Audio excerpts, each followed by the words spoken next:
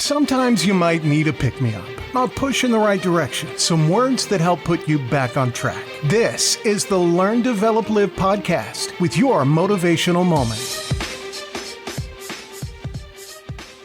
Good morning! Welcome to your motivational moment from the Learn, Develop, Live podcast. My name is Chris Jaggs and I'm bringing you another moment of motivation for you. Just a little booster to help keep you going while you hunt down those dreams of yours and bring that plan of yours to life. Now, if you have an interest in how the human brain works, or maybe you will have after this is the perfect tool to you to add to your collection. This week, we have the incredible Mel Brooks, who will talk about how you can control your brain and actually just how simple it can be. The mind is a dangerous master, but a beautiful servant. Now here is Mel. There are so many people in the world, and you may be watching this right now, and you have these incredible ideas, and what you think is missing is motivation. And that's not true, because the way that our minds are wired, and the fact about human beings is that we are not designed to do things that are uncomfortable or scary or difficult. Our brains are designed to protect us from those things because our brains are trying to keep us alive. And in order to change, in order to build a business, in order to be the best parent, the best spouse, to do all those things that you know you want to do with your life, with your work, with your dreams, you're going to have to do things that are difficult, uncertain, or scary, which sets up this problem for all of us. You're never going to feel like it. Why do you think that is? Oh, I know exactly why that is. Because I've studied this so much, because for me, one of the hardest things to figure out was, why is it so hard to do the little things that would improve my life? And what I've come to realize is that the way that our minds are designed is our minds are designed to stop you at all costs from doing anything that might hurt you. The way that this all happens is it all starts with something super subtle that none of us ever catch. And that is with this habit that all of us have that nobody's talking about. We all have a habit of hesitating. We have an idea, you're sitting in a meeting, you have this incredible idea, and instead of just, saying it, you stop and you hesitate. Now, what none of us realize is that when you hesitate, just that moment, that micro moment, that small hesitation, it sends a stress signal to your brain. It wakes your brain up, and your brain all of a sudden goes, oh, wait a minute, why is he hesitating? He didn't hesitate when he put on his killer spiky sneakers. He didn't hesitate with the really cool track pants. He didn't hesitate with the NASA t-shirt. Now he's hesitating to talk, something must be up. Then your brain goes to work to protect you. It has a million different ways to protect you. One of them is called the spotlight effect. It's a known phenomenon where your brain magnifies risk. Why? To pull you away from something that it perceives to be a problem. And so you can truly trace every single problem or complaint in your life to silence and hesitation. Those are decisions. What I do and what's changed my life is waking up and realizing that I'm never going to feel like doing the things that are tough or difficult or uncertain or scary or new. So I need to stop waiting until I feel like it. And number two, I am one decision away from a totally different marriage, a totally different life, a totally different job, a totally different income, a totally different relationship with my kids. Not like one decision, I'm divorcing you in the marriage example, but one decision on, you could be having a conversation with your spouse and you feel your emotions rise up, and within a tiny window, those emotions can take over and can impact how your marriage goes. Or you can learn how to take control of that micro moment and make a decision to act in a way that actually shifts your marriage. Your life comes down to your decisions, and if you change your decisions, you will change everything. In the scheme of life, hitting the snooze button is not that big of a deal.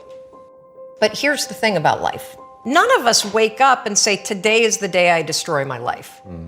What we do is we kind of check out because it feels overwhelming. Or we check out because we're afraid. Or we check out because we start listening to self-doubt. And then we make these teeny tiny decisions all day long. And we don't even realize it. Decision to not get up on time, a decision to not eat the right thing, a decision to snap at your kids, a decision to not speak in a meeting, a decision to not look for a job, a decision to not deal with your finances, a decision to not call your parents, like whatever it is.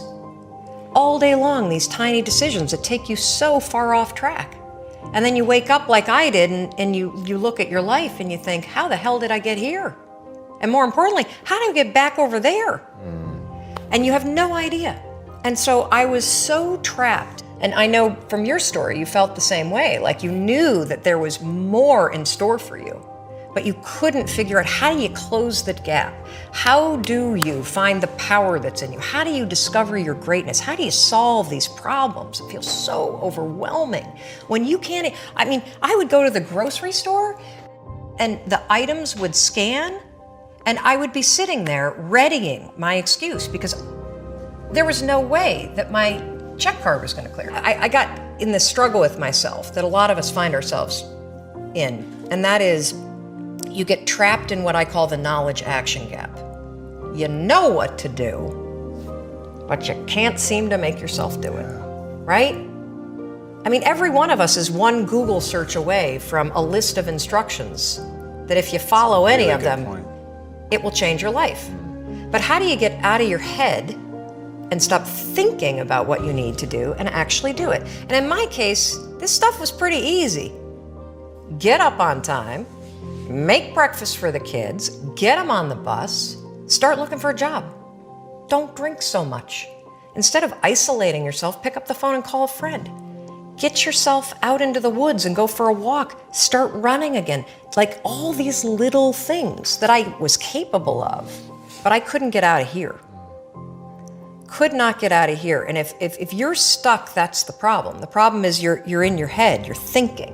When you set goals, when you have an intention on something that you want to change about your life, your brain helps you. What it does is it opens up a checklist, and then your brain goes to work trying to remind you of that intention that you set. And it's really important to develop the skill, and I say that word purposefully, the skill of knowing how to hear that inner wisdom and that intention kicking in and leaning into it quickly. So for me, my brain saying, that's it, right there, move as fast as a rocket, Mel. I wanted to change my life. And I think most people that are miserable or that are really like dying to be great and dying to have more, we want to change. We want to live a better life. We want to create more for our families. We want to be happier. The desire is there. Again, it's about how do you go from knowledge to action. So the first thing in this story that's important is realizing that the answer was in me. And my mind was telling me, pay attention. Anyway, the next morning, the alarm goes off and I pretended NASA was there. It's the stupidest story. I literally went 5, 4, 3, 2, 1. I counted out loud and then I stood up. And I'll never forget standing there in my bedroom. It was dark. It was cold. It was winter in Boston. And for the first time in 3 months, I had beaten my habit of hitting the snooze button. I couldn't believe it. And I thought, wait a minute. Counting backwards? That is the dumbest thing I've ever heard in my entire life. Well, the next morning I used it again and it worked. The next morning I used it again and it worked. The next morning I used it again and it worked.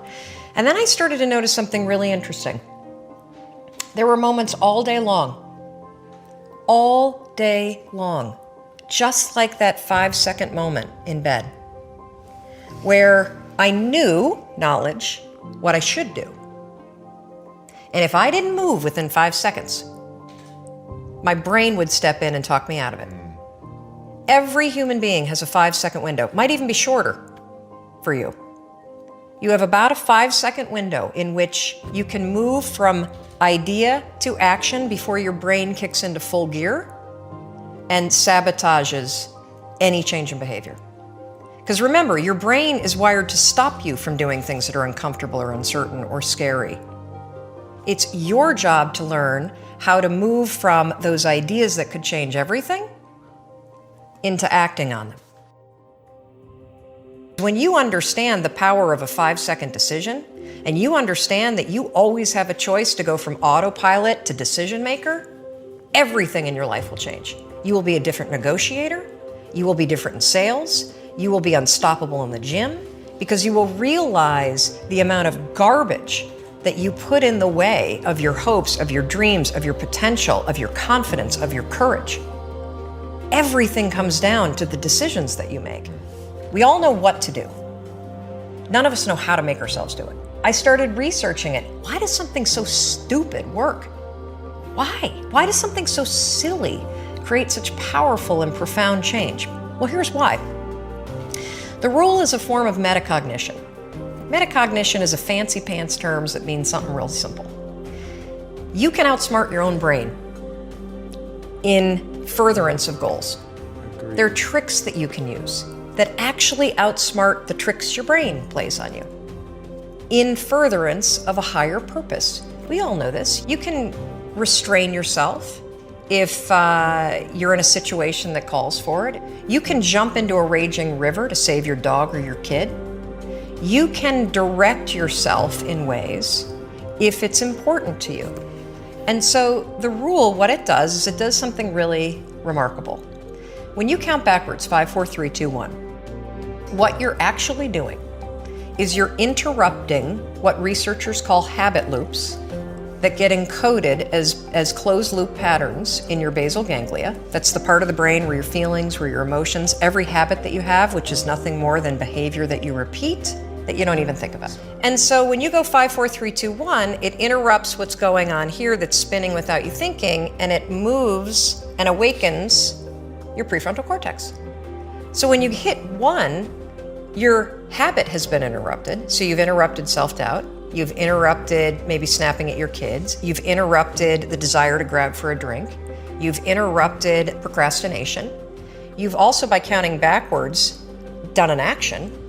It's awakened your prefrontal cortex. That is the part of the brain that you need that's awake when you're changing behavior, when you're learning new things. When you hit 1, it's also a prompt.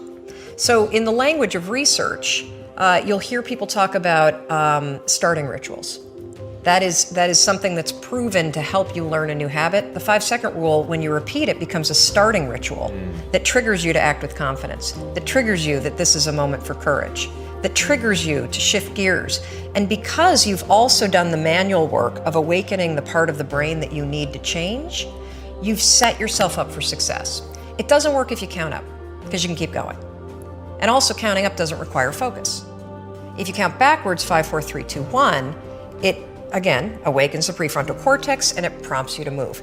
When you start to use it and then you read about it, you'll see that it's being used all over the place. They use it in the armed services in order to align troops and get them to start an exercise. They use it at elementary schools, 5, 4, 3, 2, 1, at big assemblies to get a huge room full of kids to stop talking. Really simple and interesting example, yeah. Because it requires you to focus. It's not a habit. It will become a habit that prompts you to have confidence and courage. But in the beginning, it interrupts patterns of behavior that you do on autopilot. It helps you assert control, and it teaches you how to become the kind of person that moves from thinking about something to actually doing it. I think we're all flawed, and that's the beauty of who you are. And instead of trying to make yourself perfect in every area, it's so much easier when you accept the things that you're terrible at, or that are your weaknesses, or that are the things about your wiring. Look, if I were diabetic, I would take insulin. I happen to be somebody that's wired for anxiety. Right. No big deal. So figure out how to, instead of fighting those things, actually trick it. Because the truth is that you're never gonna feel ready to make these changes. You're never gonna feel like doing them, but you can always make a decision. That's always in your control. Staying with somebody that treats you like garbage is a decision. It is. Staying at a job that you hate is a decision. Staying in the body that you are not proud of is a decision. Is it going to be easy? No, it's not going to be easy to change. It's simple. Do a Google search and then use the 5-second rule to force yourself to do that stuff. Change comes down to 5-second decisions, and this is why the 5-second rule is important for everybody to know. It's your job to push yourself. And I don't care if you're Dr. Martin Luther King Jr., or you're Michelangelo, or you're Lin-Manuel Miranda, who wrote Hamilton, you will struggle with self-doubt. And everybody that you admire, everybody, and the list is the same for everybody. Oh, Oprah Winfrey, and I want to be like, Tom, and I want to be like, Branson, and I want to be like Jay-Z, and I want, everybody's list is this, Bill Gates, and do you know what those people do? They do not have the habit of hesitating. They trust themselves. And that was the amazing Mel Brooks. As Mel said, your brain is wired to stop you from doing the things that are a little bit uncomfortable, uncertain, or unscary. It's actually your job to learn how to move from those ideas that could change everything into actually acting on them. So do you think you could use the 5-second rule? The rule to give yourself more courage, more confidence out there in the big wide world? Is there anything that instantly comes to mind when you think the 5-second rule? I can highly recommend it. I actually started using it just after watching the YouTube video, and I have to say, I've become a little bit more productive, and to be fair, I did forget about it a few times, like when Finney was taking all the pots and pans out of the cupboard in the kitchen for the 50th billionth time. But you should definitely give it a go, see how productive you can be from it. How about using the 5-second rule on when you book your free 30-minute LDL power call? I'm inviting you to book your slot and get on the phone. Let's discuss the problem that you've got. The one that's been there for a while and you're not doing anything about it yet. You can book your call, or you can just sit there. You can let it sit there in your mind as well and just continue to fester. The choice really is yours. But why would you want to continue your suffering? Remember, trust yourself and take action. Book your free call. I'm here ready to help you. Look after yourself, and I'll see you in the next one. Thanks for listening. You can find more motivational moments at learndeveloplive.com. And we'll be back to inspire you again tomorrow.